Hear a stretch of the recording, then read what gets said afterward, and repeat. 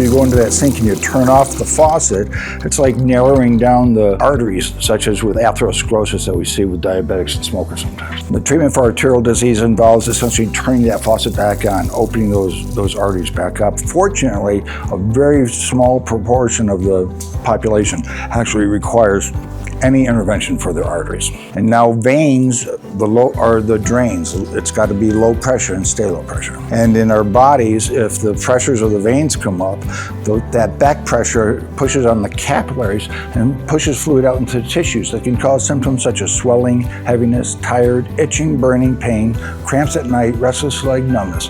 Some people have 1 or 2 symptoms, sometimes more. Only about 20% of the people with vein disease actually can see varicoses. Most varicoses lie beneath the skin surface and people are unaware of them. There's a number of reasons why people can have venous insufficiency or vein disease. The job or lifestyle is just one of them. Gender has something to do with it. Men are half as likely as women to have varicose veins, and it has a lot to do with the hormones and having babies. Family history is big. If mom or dad have bad veins, you're more likely to have bad veins. And in fact, when I see a middle-aged man with really bad veins, I'll let them know if they have any daughters to make sure to let them know that they're at much higher risk for having vein disease, and they should do conservative type things now to help preserve their veins as long as possible, including exercising, maintaining low weight, elevating the feet, keep away from jobs where they're on their feet over 8 hours a day. Okay, so we talked about the job or lifestyle, family history, the gender,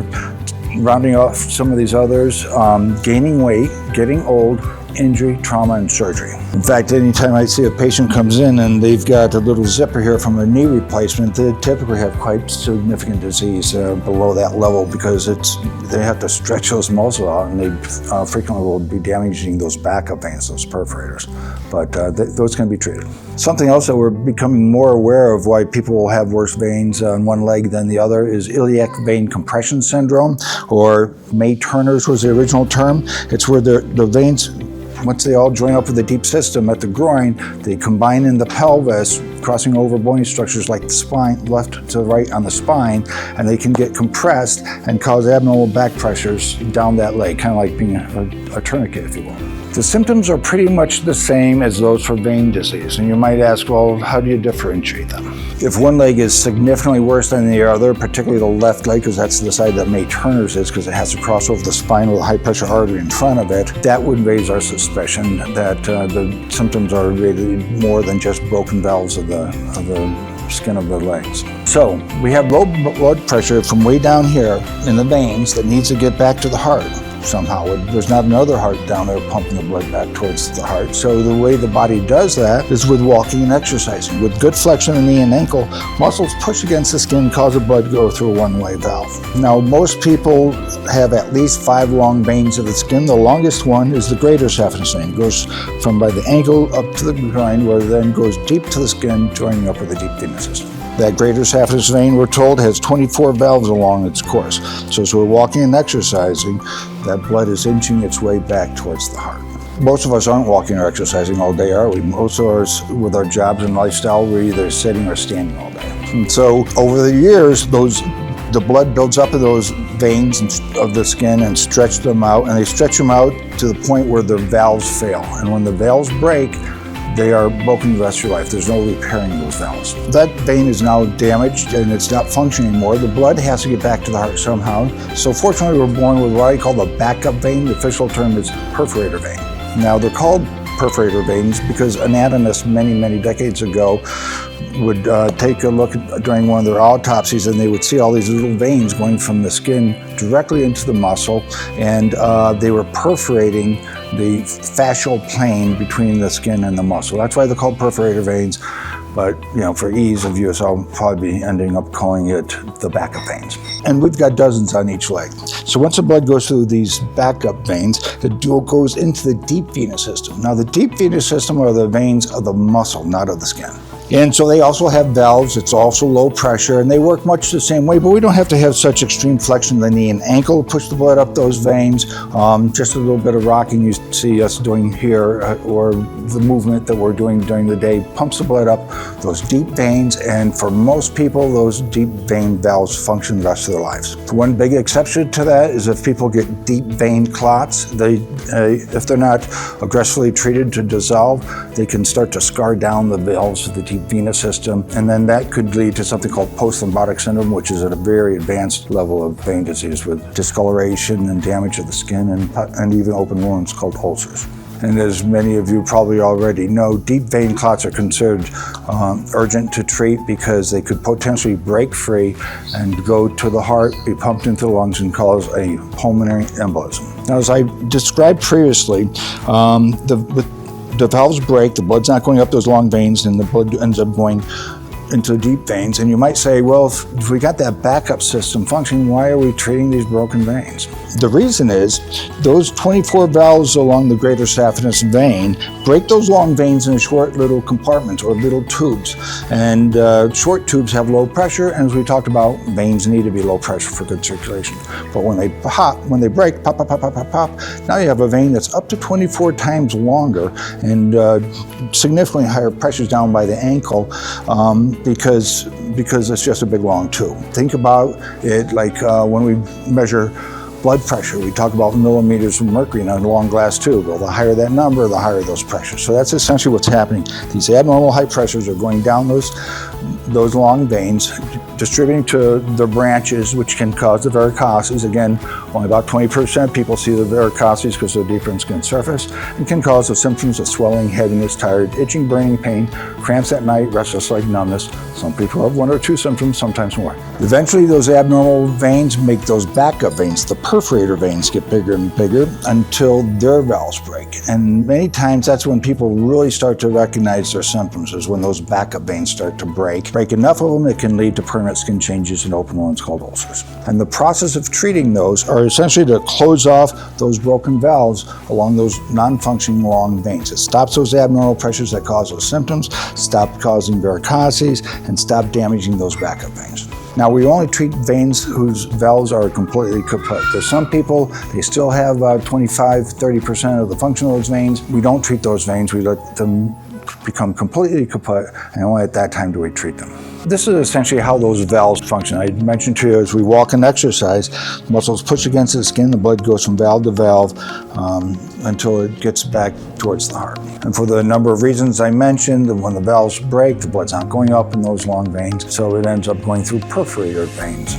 So the long vein on the left describes a superficial vein or a vein of the skin. The vein on the right of that double H is the deep veins of the muscle, and then the middle of those H's are the backup veins or the perforator veins. And as I mentioned, when the valves of the long veins of the skin break, that would be the long one on the left side there, it causes abnormal high pressures that can make the backup veins get bigger and bigger until their valves break, and that's what's demonstrated on that lower horizontal vein that you see on the H. So we talked about the different symptoms, and I've pretty much covered all of those except for the bleeding. As I mentioned, with these broken long veins, the pressures get worse and worse as we get down towards the ankle and foot. And at the level of the ankle and foot, the skin is very thin there. And these veins, when they become varicose, get very large, sometimes aneurysmal, and frequently the vein will fuse to the skin. Patients will go into the shower, and the water on that fused vein will become itchy, and they'll absentmindedly go down there and scratch at it, and they'll break it open, and then the shower is full of blood. They don't know exactly how to get that to stop, so they find themselves in the ER. Okay, I'd like to show the SEEP classification that we have. It goes from 1 to 6, and if you take a look at the SEEP classification 2, under simple varicoses, you see there are some very large bulging veins over there. Many times my patients will look at that and say, oh my goodness, that's got to be the worst vein disease, because look how big those veins are. That's class 2 out of 6. If you take a look at class 3, it's quite a bit of swelling, and then class 4 is skin pigmentation changes, and then on to 6 with open venous ulcers. Those other levels are much, much worse disease. So if you take a look at those pictures of class 3, class 4, 5, and 6, it's very difficult to see any varicoses there. And I suggest to you that the reason you don't see the varicoses is patients didn't see them. Again, 80% of people typically don't see varicose veins.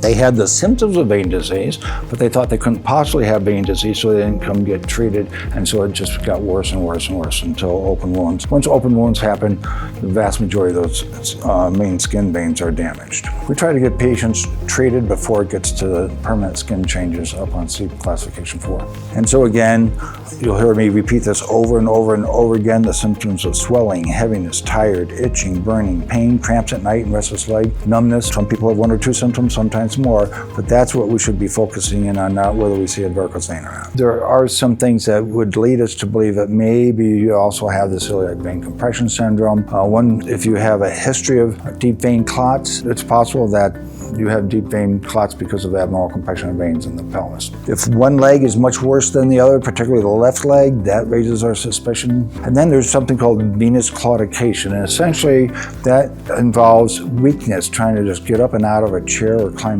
stairs. When we have that type of a history, we suspect that iliac vein compression may be happening, because we typically don't see that with the garden variety venous insufficiency. Let's talk about the different treatments now. The conservative treatment we talked about: exercise, maintain low weight, elevate your feet, wear the compression stockings to your level of comfort. As you all know, when you first come to see us, we put you into some compression stockings. Now, it's not because I hate you that I want you to suffer with compression stockings. I do it because every insurance requires us to at least try compression stockings with everything else of conservative treatment. Everybody's legs are sized and shaped a little bit differently. Compression stockings need to be high pressure, medium pressure, low pressure, to help put the fluid up. When you put them on, what you want to make sure is they don't roll down. If you have knee highs and you pull them up to the knee, they're going to roll down. And just since I rolled that down, that's double the compression. Now it's high pressure, medium pressure, high pressure, and it's like a tourniquet, and I feel my foot already swelling. If that's going on, it's best to put those compression stockings away, because we don't want, it could potentially do more harm than good. Compression stockings are there to give you a symptom relief. They don't fix or repair anything.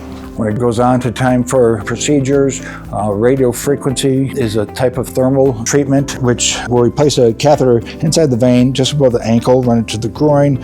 We inject local anesthetic all around the outside of the vein to keep everything nice and cool surrounding that vein, and then using radio frequency waves, we treat 10 centimeter sections all the way down that vein. I get very good results with radio frequency, and it's my preferred method of doing thermal ablation. And the reason is there's a thermostatically controlled feedback loop, and it keeps the same temperature throughout the entire treatment time.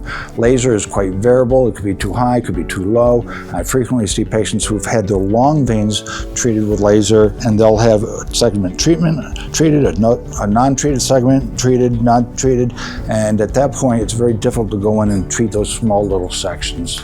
So it's best just to do it with high likelihood of success at the beginning, and that's why I choose radio frequency. Laser sounds sexy, but in veins, it isn't. Now, that's not to say I don't do any laser. You know those short little backup veins, the perforators I talked about, they're only about that long? That's what's best for laser, because the radio frequency is a much longer treatment thing, and so laser treats those backup veins, the broken backup veins, perforators. From my perspective, it's the only way to treat it. Now, some patients will have these big bulgy veins right under the skin, looks like a snake under there. Those patients, at the same time we're treating with radio frequency, we'll inject local anesthetic around the outside of that vein, make tiny little 4mm incisions, and use something that looks like a $300 crochet hook to pull those veins out. It sounds kind of gruesome, but it's very effective. This is pretty much the same method of entering the vein just above the ankle, bringing it up to the groin, but instead of injecting local anesthetic or heating up that vein at all, we just put tiny little micro droplets of adhesive along that vein to turn off those broken valves. It works very well. It's very effective. It's how I've been treated, how most of my employees want to be treated. It is under protection of a patent, and so it is a bit more expensive. There's probably about 50% of the insurances that don't cover the venous seal, and require us to treat with a radio frequency. But whenever we're able to treat with VenaSeal, that's my preference because I know patients will be happier with it. So this is a diagram of showing how that radio frequency happens. It's a 10 centimeter long segment, and every 10 centimeters we pull it out after a treatment, and it does a very good job. It's been around since the year 2000. And you say, boy, that sounds like really old technology. It really isn't, and it's been improved upon over the past 26 years. So it's not like it's the same catheter that came out in 2000. VenaSeal, this is with the adhesive that I described, and it's how I've been treated. Besides whether insurance lets us use this or not, there's other reasons we might not do it. If somebody has a autoimmune disease such as lupus, or they have sensitivity to adhesives, we'll just go on and use a radio frequency for those patients. The recovery is pretty quick. In fact, the company tells us we don't need to even wear compression stockings immediately after the treatment like we do with radio frequency. We were one of the first clinics in the country to be doing VenaSeal, and they came and they videotaped this. So you're going to see a lot of people in the procedure room on the patient, who happens to be my brother-in-law that I treated with us, and he went right back to work immediately after his treatment. Varithena, this is one that I had skipped because it's a little bit different. I like to use it in veins that are veins that we can't get a catheter through. So if you've ever been to a children's party and you see the clown there making balloon animals and swords for the kids, they start off with a balloon about this long and flat like that, and they blow it up, and not only gets big and round like this, it's like 10 feet long, right? Well, their legs aren't that long, and that's why those veins become kind of twisty like that. This is similar to really, really expensive sclerotherapy. Comes in a very expensive canister like that. Makes very tiny microbubble foam, which the smaller the bubbles, the more effective this is. And so we draw it up into a syringe, and we will inject it through a needle into the vein and work it through that vein. And it irritates that vein well enough that it makes the vein wall sticky, and the vein closes down. Most of my patients will actually tell me once I finish, they'll say, "What? That was too fast. I didn't feel anything." Okay, we talked about May-Turner syndrome. We can actually treat May-Turners. Now that looks kind of busy up there, that design. The blue vessels are the equivalent to the veins, and the red is the high pressure arteries. And it says we're looking at the patient. So the left's on the right and right's on the left. And so on the right side of the image, that's the left side where May-Turner's comes across. Now those two images you see below there are screenshots of a video intravenous ultrasound. We place a catheter in a small vein of the neck, and we can come down and we can examine both the right and left side and with a video imaging, and we can find out where there's areas of abnormal compression. On the left, you see two circles that are outlined there in green. On the right, there's two, but you can barely see the second one because it is being compressed down. Again, I like to call this radiology right. It says we're looking at the patient, so the image on the right is actually the left vein. Okay, so this is more focused in, as I mentioned to you. Again, right's on the left, left's on the right. The pinkish vessel is the artery, and the gray-blue one is the vein. As you can see, as the vessels come out of the legs and through the pelvis, there's certain areas where they cross under these high-pressure arteries, and they can get compressed. The image on the right is an image that would describe it if we did a CAT scan. We did essentially a slice through the L5 level and turned it on its side, and we're looking at it, and you can see the vein pinched by artery. It's actually pinched between the spine and the artery that lies in front of it. As we get older, we start to get degenerative disease of the spine, and so as we get degenerative disease, there's osteophytes that come out at the level of L4, L5, L5S1, and those osteophytes can not only come back here and pinch off the areas where the nerve roots are coming out and cause sciatica, they can also push forward and make this May-Turner's or iliac vein compression much worse. So this is some video of the IVUS that we do, and you can see before we stented, there's areas where you can't even see the vein, and then there's other areas where it's normal until we come along and place a stent, and you can see the post-stenting images along the bottom there. Besides doing the IVUS, we will also do fluoroscopy. It's essentially video x-rays. This was one of my first patients that I had stented, and described to me that the stenting of these abnormal compression areas had changed her life. She suffered from lupus, fibromyalgia, and she actually has given us a testimonial. She had quite a bit of symptoms going on there, and I would say the majority of the patients that have this disease, they have some other issues going on and not so much pain, not 10 out of 10 pain. I suspect that it's because of her fibromyalgia and lupus that everything kind of added up to make things so much worse for her. She's on her feet all day long. She's actually a pharmacy tech on the west side. Besides giving incredible symptom relief for patients who suffer from this, it can help to reduce the risk of deep vein clots, and which can lead to life-threatening pulmonary emboli. I think I've mentioned arterial disease. We do treat that here. I would say for every 200 patients that I treat for veins, I'm treating arteries, because vein disease is affecting so many more patients than the arterial disease. And this is a really old list about all the different things that we do here to be able to fully address patients' symptoms. Now these are the frequently asked questions. I've had a patient come in 2 days after her treatments, and she's got this big varicosity running down her shin. And she said, "Doctor, I didn't have that vein before you treated me 2 days ago. Now I do. You gave that vein to me."